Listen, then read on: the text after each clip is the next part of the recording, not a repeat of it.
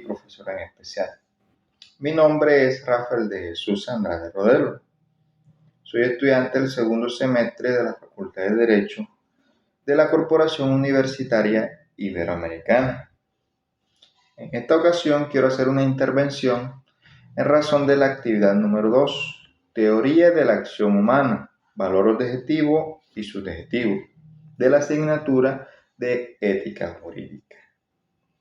Después de realizar una lectura y un análisis del caso que se muestra en la actividad de estudio y encaminando en la resolución de la pregunta ¿cuáles son los antivalores que puedan contradecir el valor de la creatividad? Cuando hablamos de antivalores, referimos a esa serie de acciones y comportamientos que van en contra de la ética y la moral de una sociedad.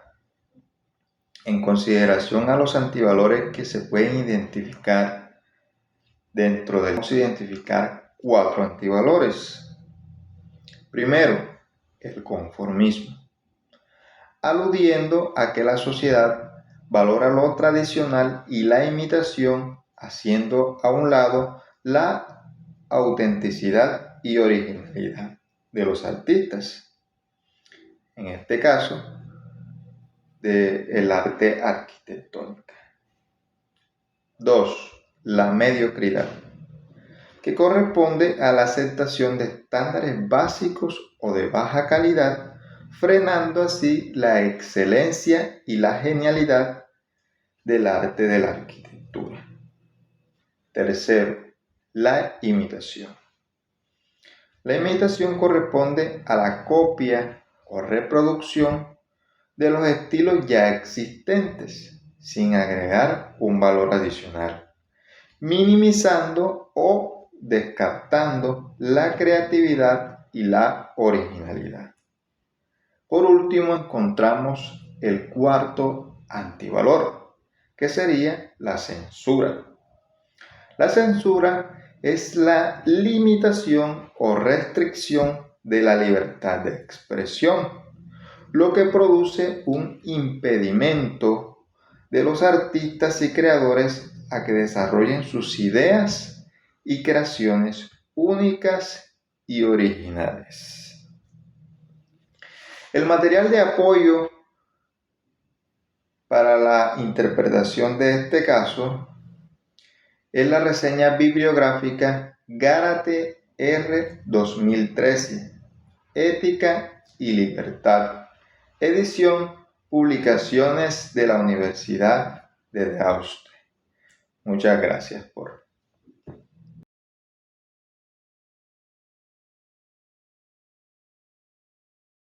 Mi nombre es María Luisa Antequera Vanegas, soy estudiante de la Facultad de Derecho, segundo semestre. Relación entre creatividad, libertad y plagio. Estos términos representan conceptos que van interconectados entre sí, pero al mismo tiempo son conflictivos. En el ámbito de la expresión humana, la búsqueda de ideas originales, la inspiración a la libertad artística y el riesgo del plagio conforman una tensión inherente a la creación en todas sus formas. Miraremos desde una perspectiva histórica la noción de la propiedad intelectual y adicional la definición de plagio. La relación que hay entre estos tres elementos que serían creatividad, libertad y plagio. Desde una perspectiva histórica, valga la redundancia, la noción de propiedad intelectual y por ende la definición del plagio ha evolucionado de manera significativa en la antigüedad. La imitación antes se consideraba como una forma de homenajear el aprendizaje. Los artistas y escritores se inspiraban libremente, adaptándolas y transformándolas a su propio estilo, y esto se consideraba que era una actividad en son de admiración hacia esa obra de determinado artista. Sin embargo, con la invención de la imprenta y la posterior expansión de la alfabetización, la necesidad de proteger los derechos del autor se hizo cada vez más evidente La primera legislación que hubo sobre los derechos de autor surgió bajo el Estatuto de la Reina Ana en el año 1710 en Inglaterra, que marcó un hito en el reconocimiento legal de la propiedad intelectual. Hoy en día, el plagio se define generalmente como la apropiación en indebida de ideas, palabras, expresiones o cualquier otro tipo de contenido original sin reconocimiento del autor. Esto implica una amplia gama de prácticas desde la copia literal del texto y hasta la imitación sustancial de ideas. Como lo mencionábamos anteriormente, el plagio se considera una violación a la ética académica, profesional y artística y puede acarrear problemas profesionales y también problemas legales. Por otro lado, la libertad creativa se refiere a la capacidad de un individuo para expresar sus ideas de manera libre, sus emociones, sus perspectivas, sin restricciones indebidas.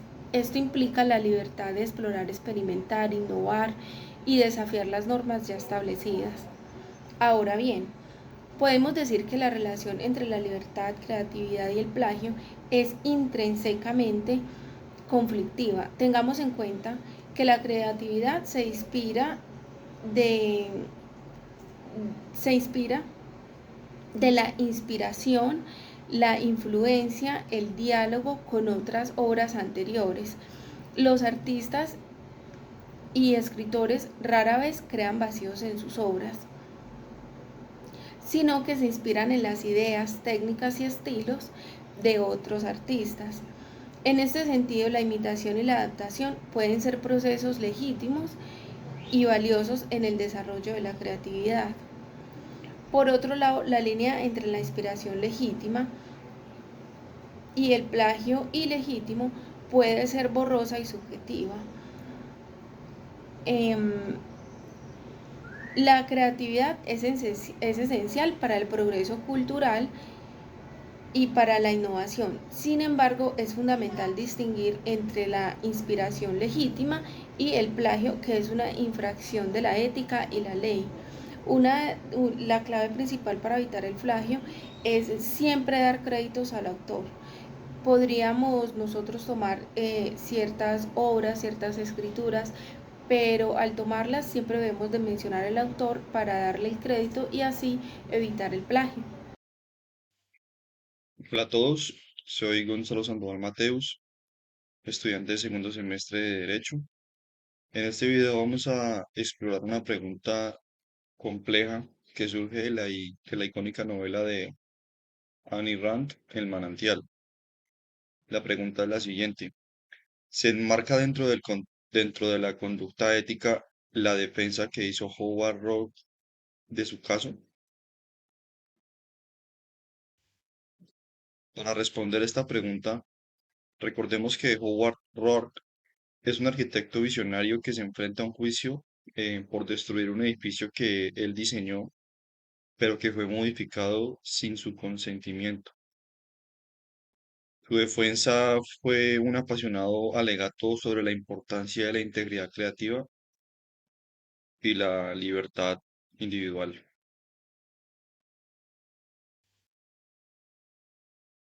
Analicemos primero los argumentos que sostienen la defensa de error. Sí tuvo una dimensión ética importante. En primer lugar, su acción puede interpretarse como una defensa de la integridad profesional. Para Roth, la alteración de su diseño no era una simple modificación, sino una violación a la esencia de su visión artística. Desde una perspectiva ética, un profesional tiene el derecho e incluso la obligación moral de defender la calidad y autenticidad de su trabajo. En segundo lugar, su defensa se centró en la libertad creativa y la autonomía del artista. Roth argumentaba que el arte y la arquitectura son expresiones de la individualidad y que deben realizarse sin ceder a la mediocridad o a las demandas de quienes no comprenden la visión original. Éticamente, la libertad de expresión y la autonomía en la creación son valores fundamentales. Sin embargo, también debemos considerar los argumentos que cuestionan la plena dimensión ética de la defensa de error. El punto más evidente es el acto de destrucción, y ahí nos preguntamos, ¿es éticamente justificable destruir la propiedad, incluso si se trata de una creación propia modificada? Desde una perspectiva legal y social, la destrucción de la propiedad ajena es un acto ilícito y éticamente plantearía serias dudas sobre el respeto al bien común y el Estado del Derecho. Por lo tanto, esta defensa, la de Rourke, nos obliga a confrontar preguntas fundamentales sobre la ética en el arte y la profesión. ¿De dónde se encuentra la línea entre la defensa de la integridad y el respeto a la ley y a la propiedad? Ese es la autenticidad de un valor absoluto que justifica cualquier medio para protegerla. ¿Cómo equilibramos la libertad individual con la responsabilidad social? También debemos preguntarnos si Rourke agotó todas las vías de diálogo y negociación antes de recurrir a la destrucción. Éticamente, la búsqueda de soluciones pacíficas y consensadas suele ser preferiblemente mejor que la confrontación y la destrucción.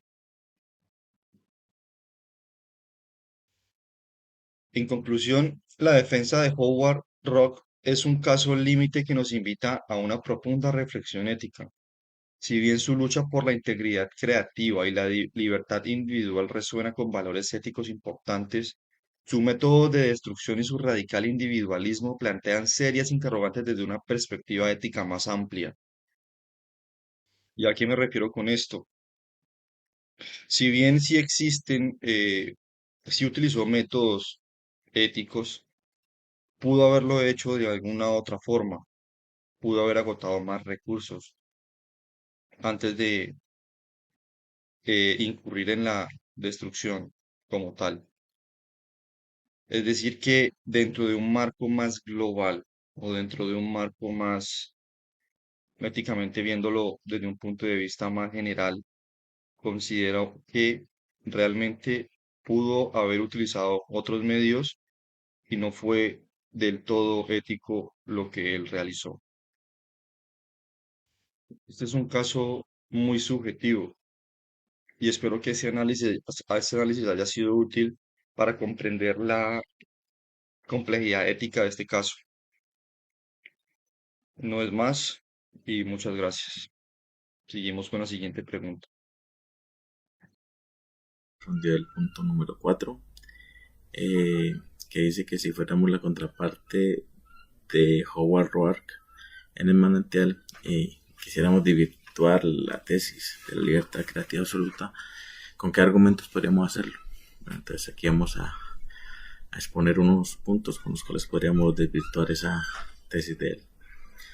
El primero que tenemos es que el arte y la arquitectura no existen en un vacío social. La libertad creativa no puede ignorar las necesidades, gustos, valores de la sociedad.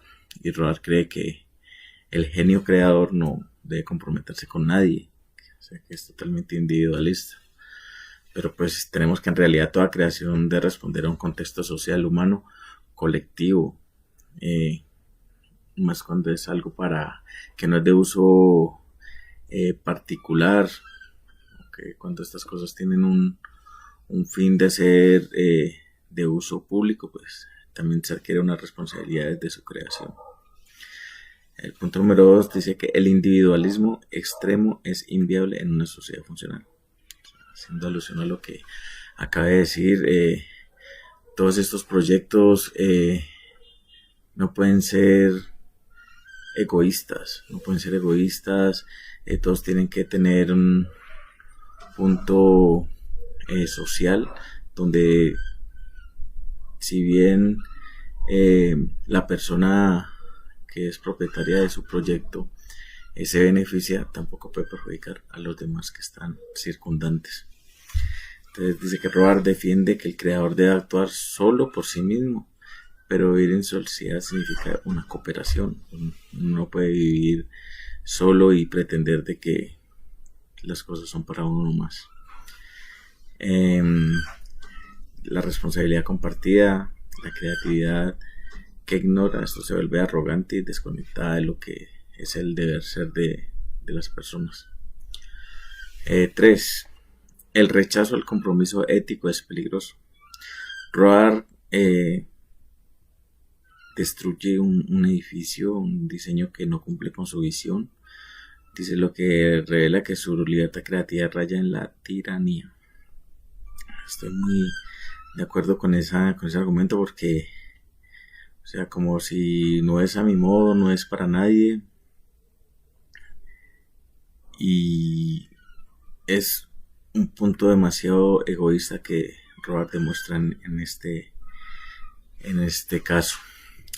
La verdadera libertad debe ir acompañada de límites éticos y respeto por los demás.